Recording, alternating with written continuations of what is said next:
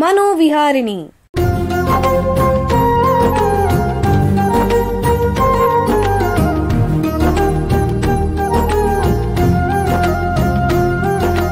ಬೆಂಗಳೂರಿನ ನಿಮ್ಹಾನ್ಸ್ ವತಿಯಿಂದ ಮಾನಸಿಕ ಆರೋಗ್ಯ ಮತ್ತು ನರವಿಜ್ಞಾನ ಕುರಿತ ಪ್ರಾಯೋಜಿತ ಶಿಕ್ಷಣ ಮಾಲಿಕೆ. ಸಹಯೋಗ ಕರ್ನಾಟಕ ವಿಜ್ಞಾನ ಮತ್ತು ತಂತ್ರಜ್ಞಾನ ಅಕಾಡೆಮಿ, ವಿಜ್ಞಾನ ಮತ್ತು ತಂತ್ರಜ್ಞಾನ ಇಲಾಖೆ, ಕರ್ನಾಟಕ ಸರ್ಕಾರ.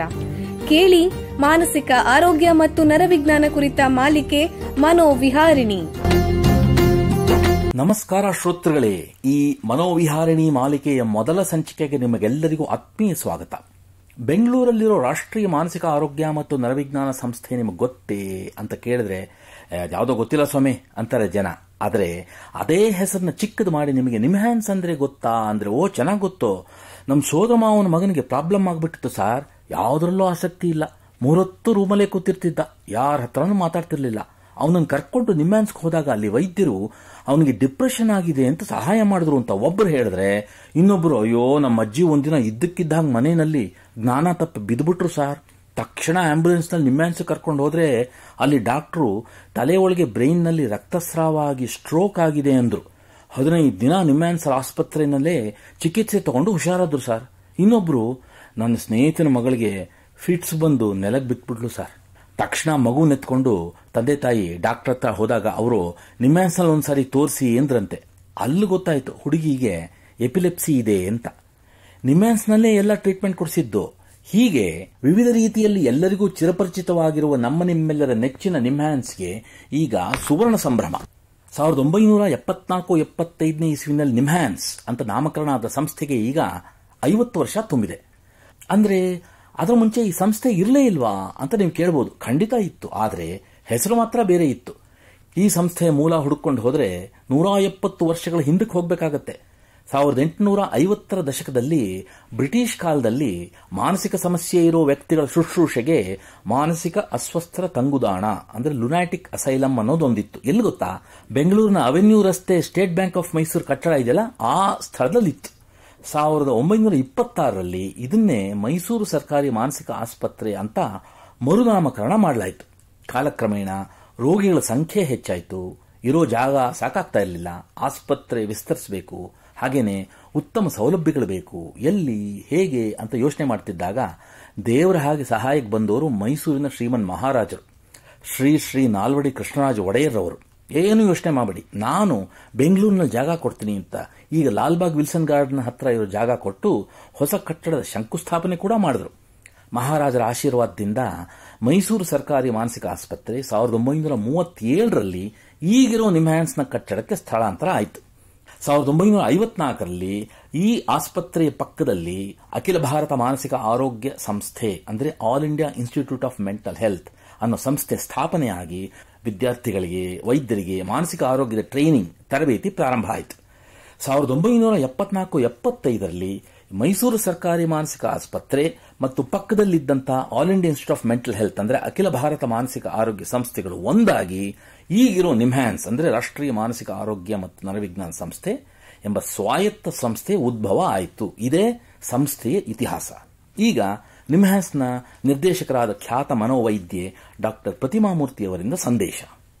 ಎಲ್ರಿಗೂ ನಮಸ್ಕಾರ. 2024-25 ಇಸವಿ ನಿಮ್ಹಾನ್ಸ್ ಸಂಸ್ಥೆಗೆ ಮಹತ್ವದ ಕಾಲಘಟ್ಟ.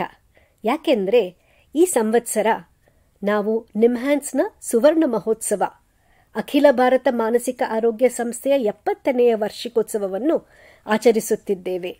ಈ ಸಂದರ್ಭದಲ್ಲಿ ಇಂತಹ ಕಾರ್ಯಕ್ರಮ ಮಾಲಿಕೆ ಆಕಾಶವಾಣಿಯಲ್ಲಿ ಮೂಡಿ ಬರುತ್ತಿರುವುದು ಸಮಯೋಚಿತ. ವಿಶ್ವದಲ್ಲೆಲ್ಲ ನರರೋಗಗಳು ಹಾಗೂ ಮಾನಸಿಕ ಕಾಯಿಲೆಗಳು ದೊಡ್ಡ ಸಮಸ್ಯೆ ಆಗಿದೆ. ಸೋಂಕು, ಕ್ಯಾನ್ಸರ್, ಲಕ್ವಾ, ಎಪಿಲೆಪ್ಸಿ ಅಥವಾ ಮಿದುಳುಗಾಯ, ಹೀಗೆ ಮನುಷ್ಯನ ನರಮಂಡಲದ ಕಾಯಿಲೆಗಳು ಹಲವಾರು. ಅದೇ ರೀತಿ ಮಕ್ಕಳನ್ನು ಹಾಗೂ ಹದಿಹರೆಯದವರನ್ನು ಕಾಡುವ ಮಾನಸಿಕ ಸಮಸ್ಯೆಗಳು ಒಂದು ಕಡೆಯಾದರೆ, ವಯಸ್ಕರಿಗೆ, ಮಹಿಳೆಯರಿಗೆ ಮತ್ತು ವೃದ್ಧರಿಗೆ ಬರುವ ಮನೋಕಾಯಿಲೆಗಳು ಇನ್ನೊಂದು ಕಡೆ. ಹೊಸ ಚಿಕಿತ್ಸೆಗಳು, ಔಷಧಿಗಳು, ಪರೀಕ್ಷೆಗಳು ನಿರಂತರವಾಗಿ ಬೆಳಕಿಗೆ ಬರುತ್ತಿದ್ದರೂ ಸಹ ಹಲವು ಮಿದುಳಿನ ಕಾಯಿಲೆಗಳಿಗೆ ಹಾಗೂ ಮಾನಸಿಕ ಕಾಯಿಲೆಗಳಿಗೆ ಇನ್ನೂ ಶಾಶ್ವತ ಪರಿಹಾರವಿಲ್ಲ.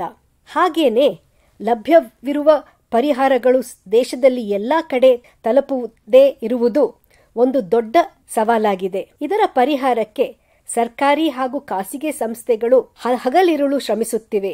ಈ ಪ್ರಯತ್ನದಲ್ಲಿ ನಮ್ಮ ನಿಮ್ಹಾನ್ಸ್ ಸಂಸ್ಥೆ ಬಹಳ ಹಿಂದಿನಿಂದಲೂ ಸಕ್ರಿಯವಾಗಿದೆ. ಕರ್ನಾಟಕ ರಾಜ್ಯ ಮಾತ್ರವಲ್ಲದೆ ಇಡೀ ದೇಶದಲ್ಲಿ ಎಲ್ಲಾ ಸಂಸ್ಥೆಗಳಿಗೂ ಮಾದರಿಯಾಗಿದೆ. ಕೇಂದ್ರ ಸರ್ಕಾರದ ಟೆಲಿಮಾನಸ್, ರಾಷ್ಟ್ರೀಯ ಮಾನಸಿಕ ಆರೋಗ್ಯ ಸಮೀಕ್ಷೆ, ರಾಜ್ಯ ಸರ್ಕಾರದ ಕರ್ನಾಟಕ ಬ್ರೇನ್ ಹೆಲ್ತ್ ಇನಿಷಿಯೇಟಿವ್ ಕಭಿ, ಹೀಗೆ ಹಲವು ಸಮುದಾಯ ಮಟ್ಟದ ಕಾರ್ಯಕ್ರಮಗಳಲ್ಲಿ ನಿಮ್ಹಾನ್ಸ್ ಶ್ರಮಿಸುತ್ತಿದೆ. ನಮ್ಮ ಅನುಭವದಲ್ಲಿ ರೋಗಿಯ ತಪಾಸಣೆ, ಚಿಕಿತ್ಸೆ ಹಾಗೂ ಪುನರ್ವಸತಿ ಎಷ್ಟೇ ಮುಖ್ಯವೋ, ಕಾಯಿಲೆಗಳ ಬಗ್ಗೆ ರೋಗಿ ಮತ್ತವರ ಸಂಬಂಧಿಕರಿಗೆ ಸೂಕ್ತ ಮಾಹಿತಿ ನೀಡುವುದು ಅಷ್ಟೇ ಮುಖ್ಯ. ಇದರಿಂದ ಜನರಲ್ಲಿ ಮಾನಸಿಕ ರೋಗ, ನರಮಂಡಲದ ಕಾಯಿಲೆಗಳ ಬಗ್ಗೆ ಇರೋ ಮೂಢನಂಬಿಕೆಗಳು, ಕಳವಳ, ಅಜ್ಞಾನವನ್ನು ಅಳಿಸಿ ಹಾಕೋದರಲ್ಲಿ ಸಾಧ್ಯವಾಗುತ್ತದೆ. ಇದಕ್ಕೆ ಪೂರಕವಾಗಿ ಆಕಾಶವಾಣಿಯಲ್ಲಿ ಸರಣಿ ಪ್ರಸಾರ ಆಗುತ್ತಿರುವುದು ಬಹಳ ಸಂತೋಷದ ವಿಷಯ. ಈ ಕಾರ್ಯಕ್ರಮವನ್ನು ಜನರು ಸದುಪಯೋಗ ಪಡೆಯುತ್ತಾರೆಂದು ನನ್ನ ಭರವಸೆ. ನಮಸ್ಕಾರ. ಧನ್ಯವಾದಗಳು. ನಮ್ಮ ನಿರ್ದೇಶಕರು ಹೇಳಿದಂತೆ ಮಾನಸಿಕ ಮತ್ತು ನರಮಂಡಲದ ಕಾಯಿಲೆಗಳ ಬಗ್ಗೆ ಮೂಢನಂಬಿಕೆಗಳು ಮತ್ತು ಅವೈಜ್ಞಾನಿಕ ಮಾಹಿತಿ ಸಮಾಜದಲ್ಲೆಲ್ಲ ಹರಿದಾಡ್ತಾ ಇದೆ. ಉದಾಹರಣೆಗೆ, ಎಲ್ಲ ಮಾನಸಿಕ ಕಾಯಿಲೆಗಳು ಶಾಶ್ವತ, ಯಾವುದಕ್ಕೂ ಚಿಕಿತ್ಸೆ ಇಲ್ಲ ಅಂತ ಜನ ಅನ್ಕೋತಾರೆ. ಇದು ತಪ್ಪು ಮಾಹಿತಿ. ಮಾನಸಿಕ ಸಮಸ್ಯೆಗಳು ವಯಸ್ಕರಿಗೆ ಮಾತ್ರ ಬರುತ್ತೆ, ಮಕ್ಕಳಿಗೆ ಬರೋದೇ ಇಲ್ಲ ಅಂತ ಹೇಳ್ತಾರೆ. ಇದು ತಪ್ಪು. ಮಕ್ಕಳಿಗೂ ಬರುತ್ತೆ, ಹದಿಹರೆಯದವರಿಗೂ ಮಾನಸಿಕ ಸಮಸ್ಯೆ ಬರಬಹುದು. ಇದೇ ತರಹ ಎಪಿಲೆಪ್ಸಿ ಅಂದ್ರೆ ಮೂರ್ಛೆ ರೋಗ, ಅಪಸ್ಮಾರ ಅಂತ ಕೇಳಿದಾರಲ್ಲ, ಇದ್ರ ಬಗ್ಗೆ ಹಲವು ತಪ್ಪು ಮಾಹಿತಿ ಜನರಲ್ಲಿರುತ್ತೆ. ಎಪಿಲೆಪ್ಸಿ ಒಂದು ಸಾಂಕ್ರಾಮಿಕ ರೋಗ ಅಂತ ಕೆಲವರು ನಂಬ್ತಾರೆ. ಇದೆಲ್ಲ ತಪ್ಪು ಕಲ್ಪನೆ. ಎಪಿಲೆಪ್ಸಿ ಇರೋ ವ್ಯಕ್ತಿಗೆ ಫಿಟ್ಸ್ ಬಂದಾಗ, ಸೀಜರ್ಸ್ ಬಂದಾಗ ಅವರು ತಮ್ಮ ನಾಲ್ಗೆ ನುಂಗ್ಕೊಂಡ್ಬಿಡ್ತಾರೆ ಅಂತನೋ, ಅಥವಾ ಫಿಟ್ಸ್ ಬಂದಾಗ ಅವ್ರ ಕೈಗೆ ಕಬ್ಬಣದ ಬಿಗದ ಕೈ ಇತ್ಯಾದಿ ಕೊಡಬೇಕು, ಎಪಿಲೆಪ್ಸಿಗೆ ಚಿಕಿತ್ಸೆ ಇಲ್ಲ ಅಂತೆಲ್ಲ ಹೇಳ್ತಾರೆ. ಇದು ತಪ್ಪು. ಹಾಗೇನೆ ಲಕ್ವಾ, ಸ್ಟ್ರೋಕ್, ಪಾರ್ಶ್ವವಾಯು ಅಂತ ಹೇಳ್ತಾರಲ್ಲ, ಇದ್ರ ಬಗ್ಗೆ ಕೂಡ ತಪ್ಪು ಕಲ್ಪನೆಗಳಿವೆ. ಲಕ್ವಾ ವಯಸ್ಸಾದವ್ರಿಗೆ ಮಾತ್ರ ಆಗತ್ತೆ ಅಂತ ಹೇಳ್ತಾರೆ. ಇದು ತಪ್ಪು. ಚಿಕ್ಕವರಿಗೂ ಆಗ್ಬಹುದು. ಲಕ್ವಾಗೆ ಚಿಕಿತ್ಸೆ ಇಲ್ಲ ಅಂತ ಹೇಳ್ಬಿಡ್ತಾರೆ. ಇದು ತಪ್ಪು. ಹಾಗಾಗಿ ನಂಬಲರ್ಹ ಮತ್ತು ವೈಜ್ಞಾನಿಕ ವಿಷಯಗಳನ್ನು ಪ್ರಸ್ತುತಪಡಿಸೋದು ಕೂಡ ಈ ಸರಣಿಯ ಉದ್ದೇಶಗಳಲ್ಲಿ ಒಂದು. ಈಗ ಒಂದು ಸಣ್ಣ ವಿರಾಮ ತಗೊಳ್ಳೋಣ. ವಿರಾಮದ ನಂತರ ನಮ್ಮ ನರಮಂಡಲ ಮತ್ತು ಮೆದುಳಿನ ಬಗ್ಗೆ ಹೆಚ್ಚಿನ ವಿಷಯ ತಿಳ್ಕೊಳ್ಳೋಣ. ಬೆಂಗಳೂರಿನ ನಿಮ್ಹಾನ್ಸ್ ಮಾನಸಿಕ ಆರೋಗ್ಯ ಮತ್ತು ನರವಿಜ್ಞಾನ ಕ್ಷೇತ್ರದಲ್ಲಿ ಹೆಸರುವಾಸಿ. ಶ್ರೇಷ್ಠ ಗುಣಮಟ್ಟದ ಔಷಧೋಪಚಾರ, ಸಂಶೋಧನೆ ಮತ್ತು ತರಬೇತಿ ಇವೇ ನಿಮ್ಹಾನ್ಸ್ನ ಪ್ರಮುಖ ಧ್ಯೇಯಗಳು. ದೇಶದ ವಿವಿಧ ಭಾಗಗಳಿಂದ ಬರುವ ಲಕ್ಷಾಂತರ ಜನರಿಗೆ ಚಿಕಿತ್ಸೆ ನೀಡುವ ನಿಮ್ಹಾನ್ಸ್ಗೆ ರಾಷ್ಟ್ರೀಯ ಪ್ರಾಮುಖ್ಯತಾ ಸಂಸ್ಥೆ ಎಂಬ ಗೌರವ. ಚಿಕಿತ್ಸೆ ಮತ್ತು ವೈದ್ಯಕೀಯ ಸೇವೆಗಳ ಜೊತೆಯಲ್ಲಿ ನರರೋಗ ಮತ್ತು ಮನೋವೈದ್ಯಕೀಯ ಪುನರ್ವಸತಿ ಸೇವೆಗಳು, ಸಮುದಾಯ ಮಟ್ಟದ ಆರೋಗ್ಯ ಕಾರ್ಯಕ್ರಮಗಳನ್ನು ನಡೆಸುವುದು ಹಾಗೂ ಜನಜಾಗೃತಿ ಮೂಡಿಸುವ ಕೆಲಸಗಳಲ್ಲಿ ಸಕ್ರಿಯವಾಗಿದೆ ನಿಮ್ಹಾನ್ಸ್. ಈ ನಿಟ್ಟಿನಲ್ಲಿ ಆಕಾಶವಾಣಿಯ ಶ್ರೋತೃಗಳಿಗೆ ನರಮಂಡಲ ಮತ್ತು ಮಾನಸಿಕ ಆರೋಗ್ಯದ ಬಗ್ಗೆ ಉಪಯುಕ್ತ ಮಾಹಿತಿ ನೀಡುವುದೇ ಕರ್ನಾಟಕ ವಿಜ್ಞಾನ ಮತ್ತು ತಂತ್ರಜ್ಞಾನ ಅಕಾಡೆಮಿಯ ಸಹಯೋಗದೊಂದಿಗೆ ಮೂಡಿಬರುತ್ತಿರುವ ಈ ಮನೋವಿಹಾರಿಣಿ ಶಿಕ್ಷಣ ಮಾಲಿಕೆಯ ಮೂಲ ಉದ್ದೇಶ. ವಿರಾಮದ ನಂತರ ಮತ್ತೊಮ್ಮೆ ಮನೋವಿಹಾರಿಣಿ ಮಾಲಿಕೆಗೆ ನಿಮಗೆಲ್ಲರಿಗೂ ಸ್ವಾಗತ. ನಿಮ್ಮೆಲ್ಲರ ದೇಹದಲ್ಲಿ ವಿವಿಧ ರೀತಿಯ ಸಿಸ್ಟಮ್ಸ್ ಅಂದ್ರೆ ವ್ಯವಸ್ಥೆಗಳಿರುತ್ತೆ. ಉದಾಹರಣೆಗೆ ಜೀರ್ಣಾಂಗದ ವ್ಯವಸ್ಥೆ, ರಕ್ತಚಲನೆಯ ವ್ಯವಸ್ಥೆ, ಸ್ನಾಯುಗಳ ವ್ಯವಸ್ಥೆ, ಉಸಿರಾಟದ ವ್ಯವಸ್ಥೆ, ಅಲ್ಲದೆ ಪಂಚೇಂದ್ರಿಯಗಳು ಇತ್ಯಾದಿ. ನಾವು ಬದುಕಿರೋದಕ್ಕೆ, ಓಡಾಡಕ್ಕೆ, ಆರೋಗ್ಯವಾಗಿರೋದಕ್ಕೆ ಇವೆಲ್ಲವೂ ಬಹಳ ಮುಖ್ಯ. ಆದರೆ ಇವೆಲ್ಲವನ್ನ ನಿಯಂತ್ರಿಸೋ, ಕಂಟ್ರೋಲ್ ಮಾಡೋ ಒಂದು ವ್ಯವಸ್ಥೆ ಇದೆ. ಅದೇ ನಮ್ಮ ನರ್ವಸ್ ಸಿಸ್ಟಮ್ ಅಂದ್ರೆ ನಮ್ಮ ನರಮಂಡಲ. ನಿಮ್ಮತನಕ್ಕೆ, ನಿಮ್ಮ ಐಡೆಂಟಿಟಿಗೆ ಇದೇ ಮುಖ್ಯ. ಪ್ರಪಂಚನ ಗ್ರಹಿಸಲಿಕ್ಕೆ, ನಿಮ್ಮ ಸುತ್ತಮುತ್ತಲಿನ ಜಗತ್ತಿಗೆ ಅನುಗುಣವಾಗಿ ನೀವು ಸ್ಪಂದಿಸಲಿಕ್ಕೆ ಇದೇ ಕಾರಣ. ನೀವು ನಡಿಬೇಕೆ, ಓಡಬೇಕೆ, ಯೋಚಿಸಬೇಕೆ, ಊಟ ಮಾಡಬೇಕೆ, ಅಳಬೇಕೆ, ಮಾತಾಡಬೇಕೆ, ಇದೆಲ್ಲ ನಿರ್ಧರಿಸೋದು ನಿಮ್ಮ ನರಮಂಡಲ. ನಿಮ್ಮ ಭಾವನೆಗಳು, ನೆನಪು, ಆಲೋಚನೆ, ಪ್ರತಿಭೆ, ಜಾಣ್ಮೆ ಎಲ್ಲಾನು ಇದರಿಂದಾನೆ. ಇದೊಂದು ರೀತಿ ಸೂಪರ್ ಕಂಪ್ಯೂಟರ್ ತರ ಯಾವಾಗಲೂ ಕೆಲಸ ಮಾಡ್ತಾ ಇರುತ್ತೆ. ಇದರಿಂದಾನೇ ನಾವು ನಾವಾಗಿ ಅಂದ್ರೆ ಮನುಷ್ಯರಾಗಿರೋದು. ಇದರ ಮುಖ್ಯ ಭಾಗ ಮಿದುಳು. ಸುಮಾರು 1.25 ರಿಂದ 1.5 kg ತೂಕದ ಈ ಮಿದುಳು ನಿಮ್ಮ ತಲೆ ಬುರುಡೆ ಒಳಗಿರುತ್ತೆ. ಮುಟ್ಟಕ್ಕೆ ಮೃದುವಾಗಿರುತ್ತಂತೆ, ಈ ರಾಗಿ ಮುದ್ದೆ ತರ.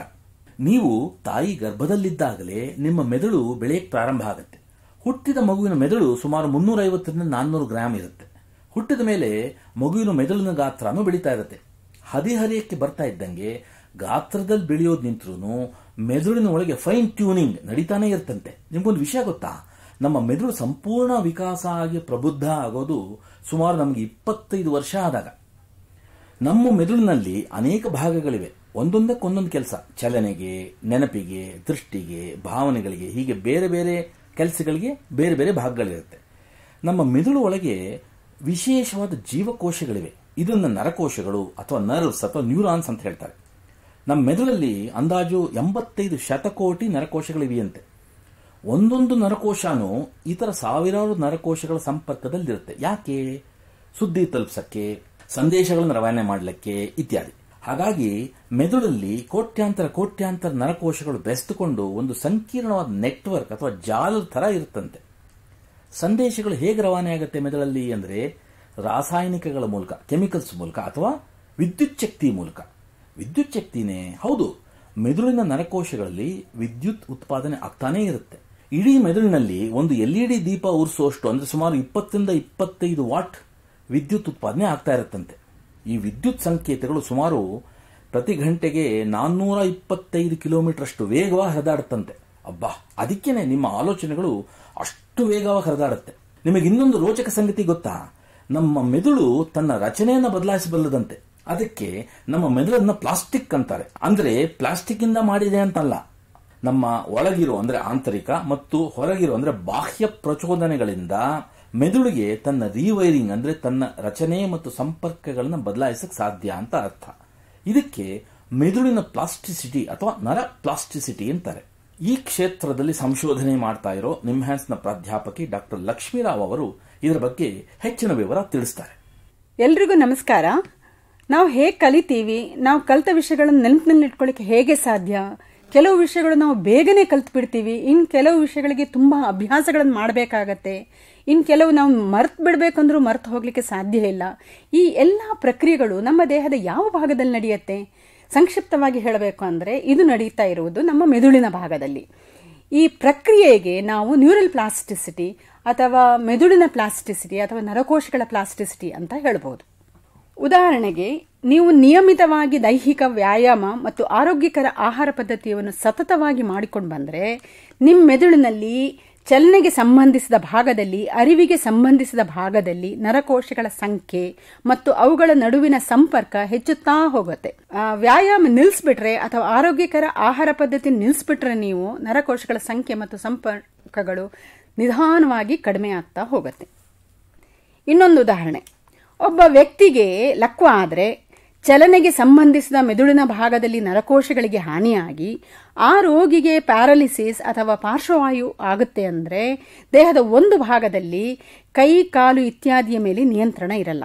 ಇಂತಹ ವ್ಯಕ್ತಿಗಳಿಗೆ ಪುನರ್ವಸತಿಯ ತರಬೇತಿ ಕೊಟ್ಟರೆ, ಅಂದರೆ ಕೈಗಳನ್ನು ಬಲವಂತವಾಗಿ ಉಪಯೋಗಿಸುವಂತೆ ಮಾಡಿದರೆ, ಮೆದುಳಿಗೆ ಕಸರತ್ತು ಕೊಟ್ಟರೆ, ಚೆನ್ನಾಗಿ ಪೌಷ್ಟಿಕಾಂಶಗಳನ್ನು ಕೊಟ್ಟರೆ, ಮೆದುಳಿನಲ್ಲಿ ಎಲ್ಲಿ ಹಾನಿಯಾಗಿದೆಯೋ ಅದರ ಸುತ್ತಲೂ ಇರುವ ನರಕೋಶಗಳ ಸಂಪರ್ಕಗಳು ಸದೃಢವಾಗಿ ವ್ಯಕ್ತಿಯ ಚಲನೆ ಸುಧಾರಿಸಲು ಸಾಧ್ಯ ಆಗಬಹುದು. ಇದೇ ಮೆದುಳು ಪ್ಲಾಸ್ಟಿಸಿಟಿಯ ಶಕ್ತಿ. ಕೇಳಿದಿರ ಶ್ರೋತೃಗಳೇ, ಇದು ನಮ್ಮ ನರಮಂಡಲ ಮತ್ತು ಮೆದುಳಿನ ಬಗ್ಗೆ ಒಂದು ಸಣ್ಣ ಪರಿಚಯ. ಓಹೋಹೋ, ಮಾತಾಡ್ತಾ ಕಾಲ ಕಳೆದಿದ್ದೇ ಗೊತ್ತಾಗಲಿಲ್ಲ. ಈಗ ಈ ಸಂಚಿಕೆ ಮುಕ್ತಾಯ ಮಾಡೋ ಸಮಯ ಬಂದಿದೆ. ಇಂದಿನ ಸಂಚಿಕೆಯಲ್ಲಿ ಭಾಗವಹಿಸಿದ ನಿಮ್ಹಾನ್ಸ್ನ ಮಾನ್ಯ ನಿರ್ದೇಶಕರಾದ ಡಾಕ್ಟರ್ ಪ್ರತಿಮಾಮೂರ್ತಿ ಅವರಿಗೂ ಹಾಗೂ ಪ್ರಾಧ್ಯಾಪಕರಾದ ಡಾಕ್ಟರ್ ಲಕ್ಷ್ಮೀರಾವ್ ಅವರಿಗೂ ಧನ್ಯವಾದಗಳು. ಹೆಚ್ಚಿನ ಮಾಹಿತಿಯೊಂದಿಗೆ ಮನೋವಿಹಾರಣಿಯ ಮುಂದಿನ ಸಂಚಿಕೆಯಲ್ಲಿ ಭೇಟಿಯಾಗೋಣ. ನಮಸ್ಕಾರ. ಇಲ್ಲಿಯವರೆಗೆ ಬೆಂಗಳೂರಿನ ನಿಮ್ಹಾನ್ಸ್ ವತಿಯಿಂದ ಮಾನಸಿಕ ಆರೋಗ್ಯ ಮತ್ತು ನರವಿಜ್ಞಾನ ಕುರಿತ ಪ್ರಾಯೋಜಿತ ಶಿಕ್ಷಣ ಮಾಲಿಕೆ ಮನೋವಿಹಾರಿಣಿ ಕೇಳಿದಿರಿ. ಸಹಯೋಗ ಕರ್ನಾಟಕ ವಿಜ್ಞಾನ ಮತ್ತು ತಂತ್ರಜ್ಞಾನ ಅಕಾಡೆಮಿ, ವಿಜ್ಞಾನ ಮತ್ತು ತಂತ್ರಜ್ಞಾನ ಇಲಾಖೆ, ಕರ್ನಾಟಕ ಸರ್ಕಾರ. ನೆರವು ಮಾನಸಿಕ ಆರೋಗ್ಯ ಶಿಕ್ಷಣ ವಿಭಾಗ, ನಿಮ್ಹಾನ್ಸ್ ಹಾಗೂ ನಿವೇದಿತಾ BS, ನಿಮ್ಹಾನ್ಸ್. ಸಂಗೀತ ಸಂಯೋಜನೆ ಕೆ. ಕಲ್ಯಾಣ್.